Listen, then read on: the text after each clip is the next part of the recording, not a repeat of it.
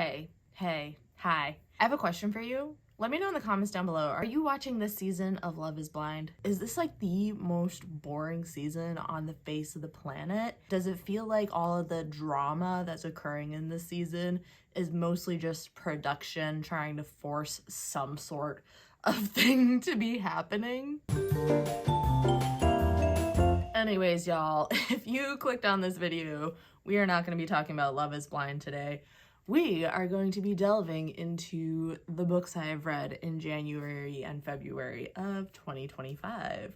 This is our first reading wrap-up of the year. We have over 20 books to talk about today, and it's just gonna be like not super rapid fire, but it's gonna be a little less in-depth than previous monthly wrap-ups that you've seen in the past. We are working in quarter stars this year. It's still the same general gist, so 5-star is absolutely phenomenal, amazing. I wouldn't change a single hair on that book. 4 stars is it was really good, but I did have some notes here and there.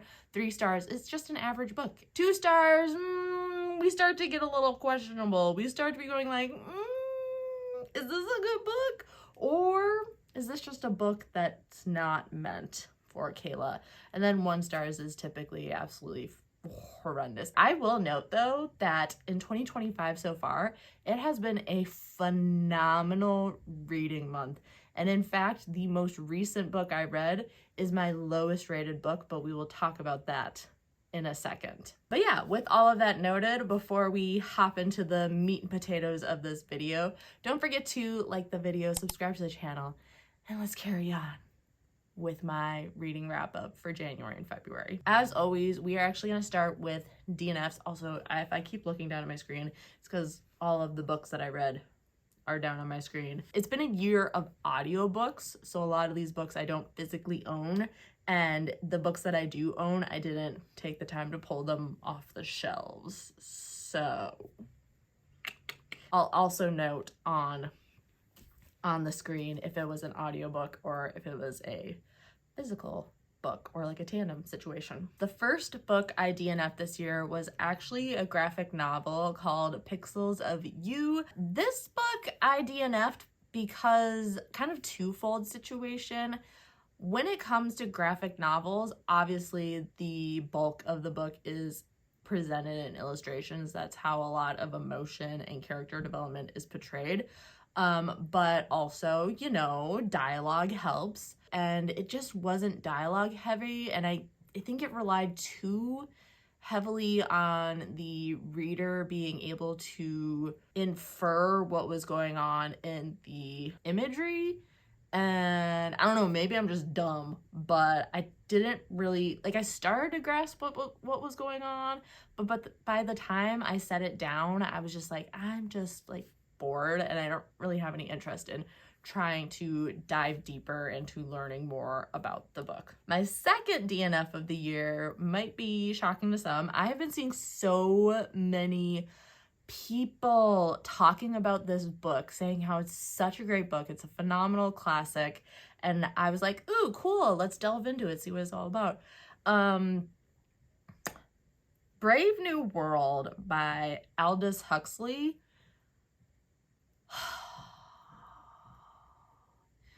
This is a book. It's dystopian. It's set in the future. I think it was written in the 1930s, maybe a little earlier or a little later than that. And the actual timeline of the book, I think at one point, I recall it being 2014, but it was about this world where pretty much they create humans. And also this is a very like raunchy book. It talks about sex so much, and I think I know the gist it was eventually gonna go down, but I just wasn't willing to hang out for much longer because literally I am not a prude in any way, shape, or form. I love a smutty book, but this, it just talked about sex is so oddly, and I didn't like it. I wasn't a fan of it. But yeah, humans are made, like, you are made in a tank. They have sex, but they don't procreate through sex. Also, as you're being born, you're being mutated almost to fall into a certain class of people. So they literally create like the lowest class to the highest class, with certain specific qualities make up those classes. I thought it was interesting at first because like, oh, this is going to be very interesting, kind of like a commentary on the class structure, not only in like education, your wealth, your culture, your race, like your gender. I just thought it was going to be very interesting, and like a majority of the book was just about sex. That's what I gathered from the book. It was just about sex. We have Out of the Silent Planet by C.S. Lewis. This was a science fiction book. Could I genuinely, truly tell you what happened in the book? No. Here's the thing. I think the main reason I gave this book a 2 wasn't because it's like a bad book. It just wasn't a book for me. Like, I like science fiction, but I think after reading this book in particular, I like science fiction that has to do more with dystopian storytelling, kind of a critique or a conversation about human interactions. That's like the kind of science fiction I enjoy. This type of science fiction was very much a man who was pretty much drugged and brought onto a spaceship by 2 scientists and brought to a planet, potentially Mars, we don't know, where he was going to be sacrificed to this higher power. Eventually he runs off and meets the rest of the aliens on the planet, and ultimately there's this ultimate alien. It was more like a spirit. Like, all the aliens knew it was there, but it's not something you can really see. Almost angel or godlike. If you don't know, C.S. Lewis is a very religious man, and a lot of his work kind of delved into religion and man's interaction with God and all of that stuff, but it's kind of like hidden in there slightly. So this was kind of like his take on the human interaction with God and angels, but in an alien setting. It was very odd. But yeah, aliens I don't think are my cup of tea. I did read a manga series this year called My Happy Marriage, and I read volume 1, 2, 3, and 4. Volume 4 I gave a 3-star, volume 2 I gave a 4.5, and volume 1 and 2 I gave a 5-star. I really enjoyed volume 1 and 2, loved it so much. Volume 3 was like, it was good. It was a 4.5, right? But volume 4, I felt like we were kind of like in the middle. You know when you're reading a book and sometimes in the middle, you're just kind of like, get to the point? That's what volume 4 very much felt like. And I know there's a new volume coming out, I think in April. We'll see how it continues on from there. But volume 4 was definitely just kind of like a, let's get to the point. Next, we have Squad by Maggie Takuda Hall. This was a cute little like Mean Girls meets werewolves situation. It's about this girl who goes to a new school and she meets what I would call the plastics, and the plastics take her in and they're partying it up, having a great time. All these boys are disappearing, and we find out that the plastics are eating like men that they perceive to be like a threat to women. It's very vigilante vibes what they're doing, but inevitably it starts to go downhill and things get wild. It's like a fun little, I don't know, I think it's young adult, but it's just like a fun quick little graphic novel. I didn't love it, I didn't hate it, but it was a good time. Next, we have The Birds by Daphne du Maurier, and I think this is a book I need to reread. I believe it's a 75-page, super short novella. It's nothing like the movie The Birds by Alfred Hitchcock. I think all it really took from the book The Birds was that birds are attacking. I feel like I need to reread it to really understand what was actually going on the whole time, but just know that birds were attacking people. And it just kind of ends with a fade to black.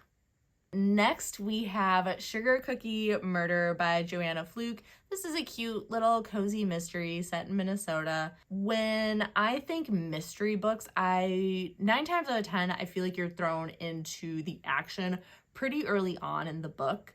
Whereas with this book, I think we didn't really get like the murder part until halfway through the book. So it was dealing a lot with community development, character development, and kind of like having those interpersonal connections and relationships being built and having that foundation existing before hopping into the murder. And even once the murder occurs, it still felt like it was more character community oriented. So if you're really looking for just like wholesome neighborly interactions, Sugar Cookie Murder is the book for you. And this is actually part of a massive series by Joanne Fluke.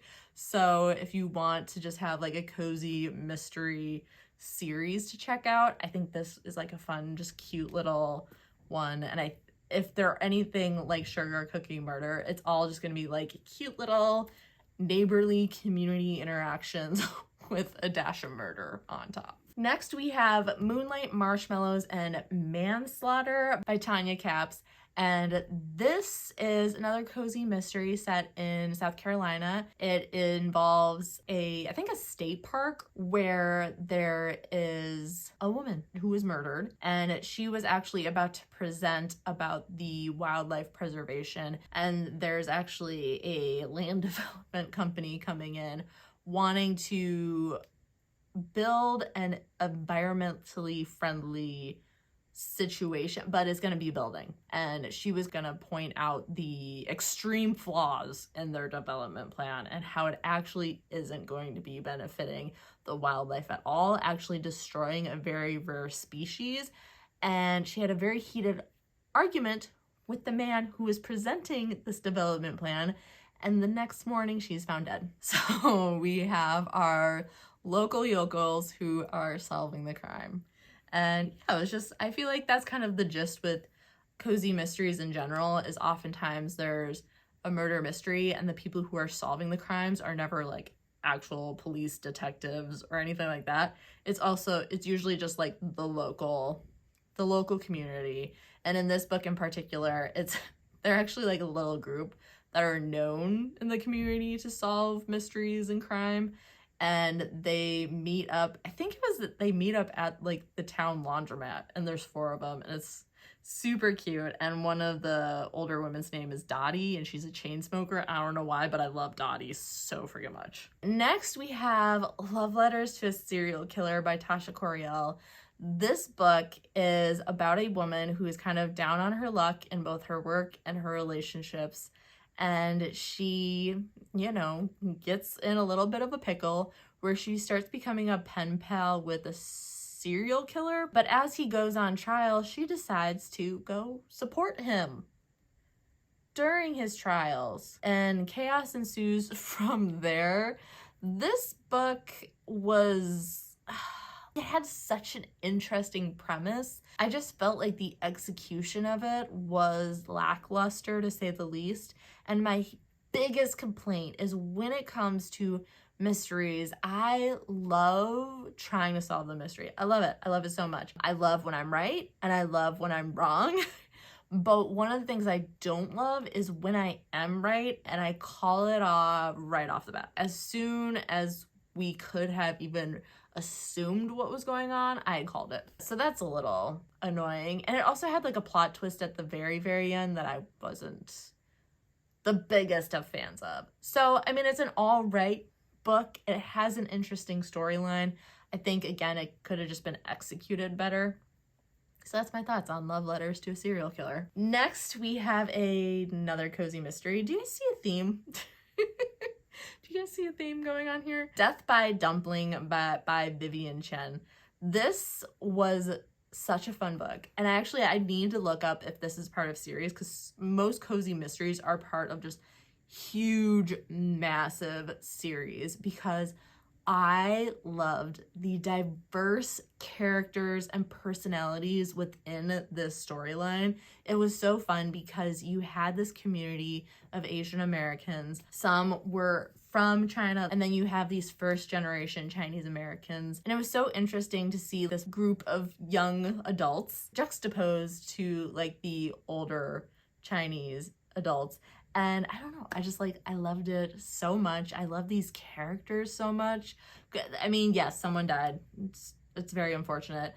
The plot twist though, like the actual mystery solving element, that was fun. Again, with Cozy Mysteries, that's where a lot of the interactions were occurring, was between, you know, our main character who's trying to solve the mystery, interacting with their community. And that's where you got to really meet and interact with this diverse cast of characters that I loved so much. So I would love to delve into this cast a little more. Okay, y'all, next we have Cultish by Amanda Montell. This is a nonfiction book about the language that we utilize and how sometimes languages could be a little bit cultish. So it kind of goes through like, yes, you know, you can have a CrossFit group or a CrossFit gym where it's like totally normal, you know, you guys use somewhat of the same vernacular because you're all going to the gym. So it went from anything as minimal as your local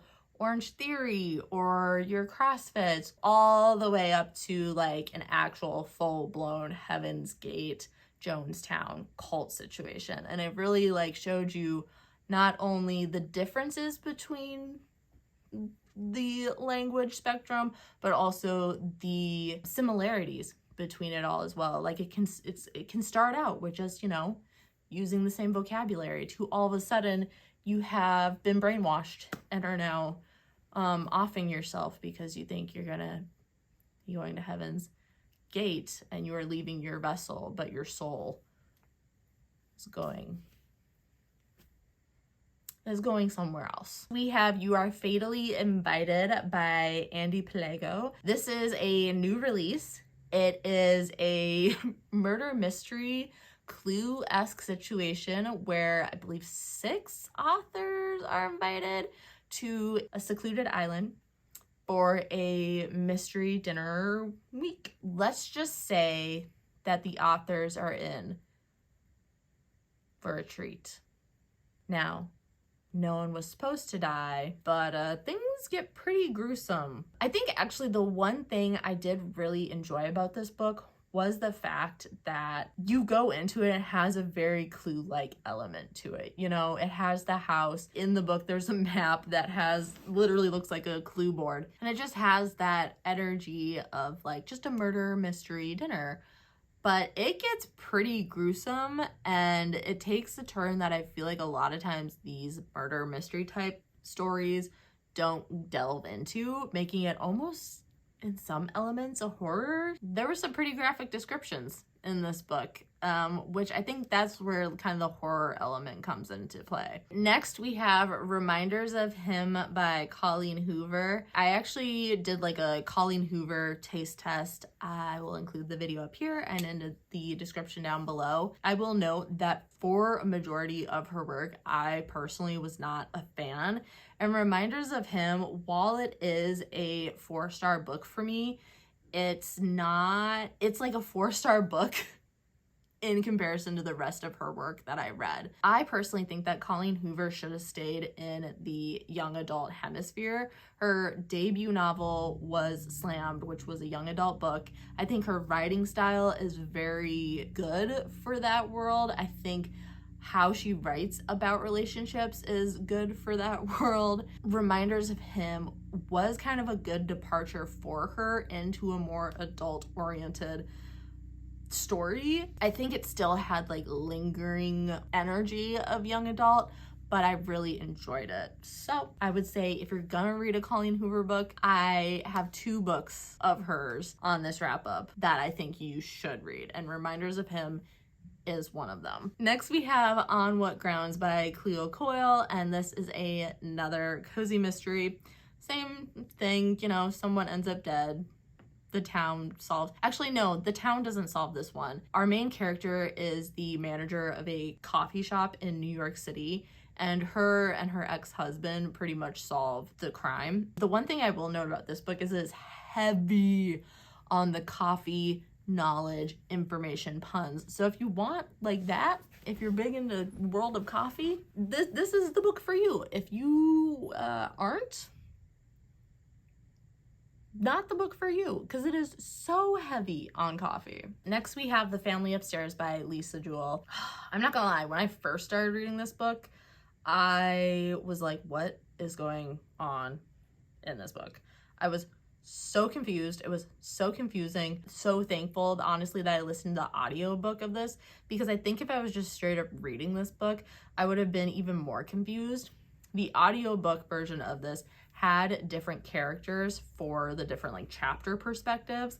So that was so beneficial to have that voice change occurring, because if that wasn't occurring, I would have been so lost in the sauce. In the actual book itself, it didn't really have like markers noting that there were character changes, but ultimately this book is about a family that was pretty much just torn apart by a pseudo-emerging cult, and it kind of is talking about not only the aftermath of that, but how it all began and carried on, and the explosion that happened within the family. And it was so wild and crazy. The way the book ended, oh my god, the way the book ended, y'all. Actually, a lot of these books I will go way more in depth on, because they're all gonna have like their own little reading vlogs in this next month or so. So if it sounds like I'm being really vague about some of these books,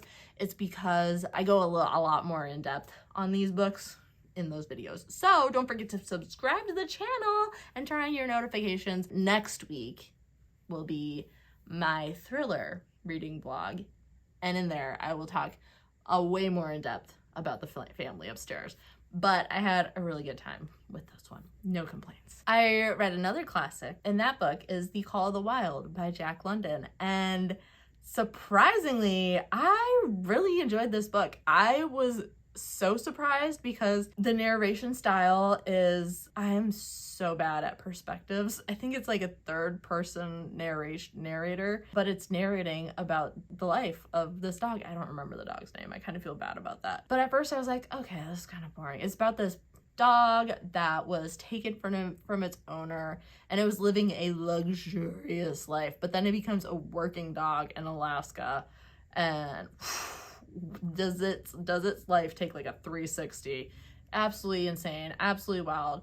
But like, I think up to like the 60% mark of the book, is not a very long book, but at the 60% mark is when I really started to get emotionally attached to this dog. Then it kind of like met a really genuinely sweet, amazing owner, and it finally found its little family with this owner.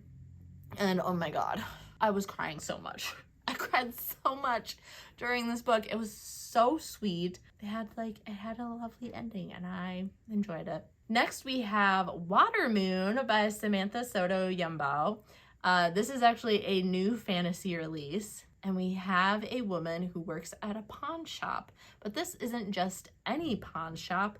This is a magical pawn shop where you can trade your deepest regret for something else. Things go so crazy, so cuckoo bananas, just were hopping into puddles and ending up in fantasy worlds. I almost lost my shit in the last 2 chapters of this book, but we will talk more about that in an upcoming fantasy reading vlog. But yeah, this was such a lovely book. I will say it does have like an insta love situation occur in it. At first I was like, oh, this is a very sweet like budding relationship, and then all of a sudden it just like time hopped, and you're also like, wait, what? We're now making out in a hot tub? When did this happen? It's a little insta love, but it was still a sweet book nonetheless. We have another Colleen Hoover book, and this is the book that of all the Colleen Hoover books that ever existed, that ever will exist, you have to read this one, and that's Layla. Why do you have to read Layla? Because the like perspective shift I had halfway, not even halfway, 60% of the way through this book, nuts, crazy. Our main male character, I hated him. I would say like a third of the book to like 60% of the book, I was like, I hate this man, I hate this man, I hate this man, I hate this man, I hate this man, I hate this man, I fucking hate this man. And then all of a sudden I'm like, oh my god, that explains everything. It was such a good book. Also, it included ghosts. Spoiler alert, it included ghosts. And if you know anything about Kayla, I don't like paranormal. I have yet to meet a book that I enjoy that has paranormal elements to it. And I love this book. I loved it so much. Next, we have Iron Flame by Rebecca Yarros. And all I have to say is this woman makes me cry. I can't even tell you how many times I cried during this book. I will note I did start Onyx Storm. I set it down though. I'm not DNFing it. I will eventually get back to it. But I think I was about 30% of the way through Onyx Storm when I found out that the Imperium is not a trilogy. I, for the longest time, thought it was a trilogy. It's not a trilogy. And also, Rebecca Yarros is going to take a little break from the Imperium. She's going to write one of her historical romance books. Love that for her. And then she'll, get back to the Imperium pretty much when she feels like it, which is fine. It's great. But I'm like, okay, well, now I don't feel like I have to rush in and I have to read Onyx Storm. Okay, next we have Fable by Adrienne Young. The way my heart went on a roller coaster the last 3 chapters of that book, absolutely cuckoo bananas insane. If you want like my really full true thoughts and opinions about Fable, I did just post a Can You Judge a Book by Its Cover last week about Fable, so you can check that out up above or down below. It was such a fun book. I had such a good time. I will be hopping into The Namesake very, very soon. If you're just looking for a fun adventure young adult fantasy, I really encourage you guys to check out Fable. Okay, y'all. The next 2 books are my only 5 stars. These next 2 books, like, broke me in the best way. We have Paris, the Memoir. Just read the book. Don't just read the book. Listen to the audiobook while reading the book, because the audiobook is narrated by Paris Hilton, and I thought it was so lovely to hear the story from herself. And one thing I do want to note about the book, and she even notes it in the prologue, is that it'll seem very sporadic. Like she hops from one thought to another so quickly, but it really makes sense when you're listening to the audiobook. And the beautiful thing about this book is it interweaves things that she's mentioned previously and gives little hints of what she's going to talk about further in the book. And it just had this beautiful, like, intertwining storytelling. And I loved it so much. And it was so beautiful. And I was actually, not to say like really excited to read this book, but I was really excited to read this book because I had actually, I think back in 2020 when it came out, had watched This Is Paris documentary on YouTube. Go check that out. I'll link it up above and down below. That documentary just like completely changed my perspective on who Paris Hilton is. And this book like even changed that perspective so much more. I loved it so much.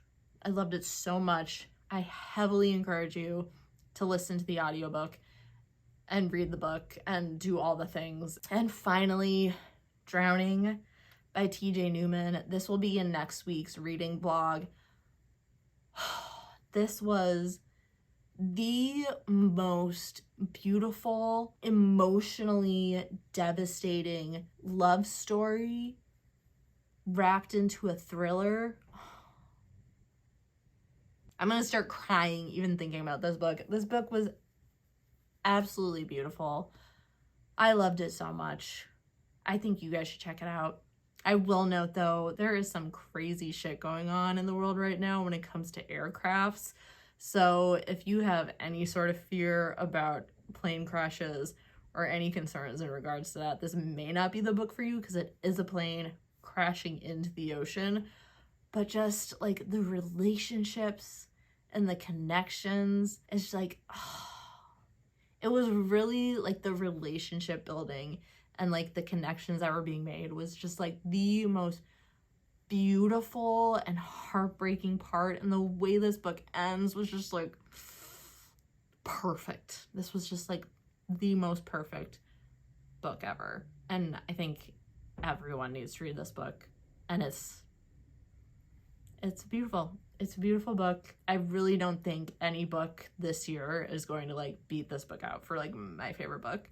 I know that's really early to say, but I love this book so much. That is all the books I read in 2025 so far this year, y'all. I am so excited. I feel like this is just going to be such a good reading year. It's going to be such a good reading year. I mean, up until Out of the Silent Planet, all my books were at least a 3.5 and above. No, and there were some 3 stars, but still, even then, I think a 3 star is a good book. Like, I have not had a single dud, and the only reason Out of Silent Planet was a dud for me is I think it's just not my style of book. And I've only had 2 DNFs this year. That is the most impressive part, because if y'all know me, I can DNF a book left, right, and center if I'm bored of it. So far, I've only had 2, so I'm pretty proud of myself. It's been a good reading year. I think it's gonna get even better. I have so many projects in the works, y'all. Like, I'm excited for not only my reading adventures this year, but just like my personal worldly adventures, and like all the videos that are gonna be coming out this year. So thank you so much for hanging out with me today. Let me know in the comments down below, have you checked out any of these books? Also, again, Love is Blind. How are we feeling about it? That's all, guys. I will see you in the next one.